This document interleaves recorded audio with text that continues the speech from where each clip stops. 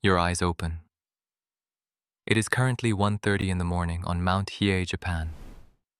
A man tightens the straps of his straw sandals. He wears a robe of thin, white cotton, the color of death. On his left hip, he carries a steel knife in a wooden sheath.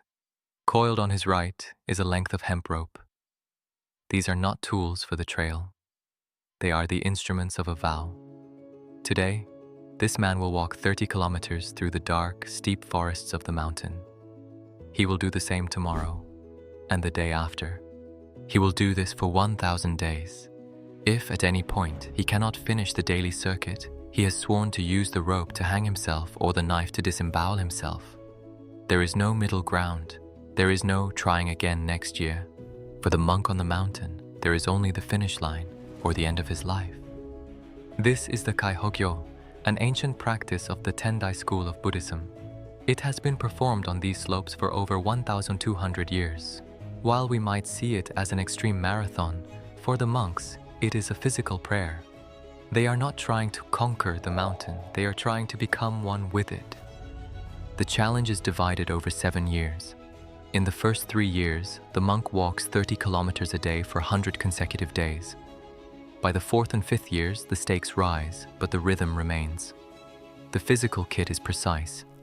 He carries a paper lantern to cut through the mountain mist and a handbook that maps out over 250 holy sites, shrines, graves, and ancient trees where he must stop to pray. He wears a straw hat shaped like a lotus leaf, designed to shed the relentless Japanese rain. Every day, while the rest of the world is in its deepest sleep, the monk is moving. He walks through summer heat so humid the air feels like water, and through winter nights where the wind turns his sweat to ice. He sees the world in a way few humans ever will, as a series of moonlit shadows and the rhythmic thud scrape of straw on stone. The first 100 days are often described as the entry. This is where the body screams the loudest. By day 300, the novelty is long gone. By day 500, the monk's body is no longer a temple. It is a machine undergoing a slow-motion crash. The physical toll is literal. A monk will go through 80 pairs of straw sandals in a single season. Because the pace is relentless, his feet do not have time to heal. Blisters form upon blisters, eventually turning into thick wooden sheets of callus. His toenails may fall off. His joints swell. But the most dangerous enemy is sleep deprivation. Because the monk must start at midnight and perform temple duties during the day, he may only get 2 hours of sleep at a time. He begins to hallucinate. The trees begin to lean in. The shadows of the shrines seem to move. This is where the knife on his belt becomes heavy. It is a physical weight that anchors him to the present moment. In the history of the Kaihōgyō, the vow has been kept. Monks have died on this trail, their bodies discovered by those who came after. This isn't a metaphor for commitment, it is the reality of it. If the monk reaches day 700, he faces the Doiri. This is the event that defies modern medicine. The monk enters a dim temple room. For 9 consecutive days, he must sit upright and chant mantras. During these 9 days, he is forbidden from 3 things: eating, drinking, and sleeping. Biologically, the human body begins to consume itself. By day 3, his skin becomes dry and pale. By day 5, his blood thickens, and his breath carries the sweet, sickly smell of acetone, a sign that his body is burning its own fat and muscle for fuel. 2 other monks stay with him, not to comfort him, but to ensure he stays awake. If his head nods, they tap him.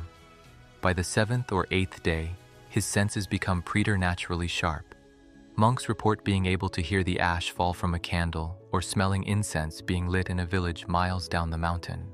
He is, for all intents and purposes, a living corpse, hovering at the exact threshold where the nervous system begins to shut down.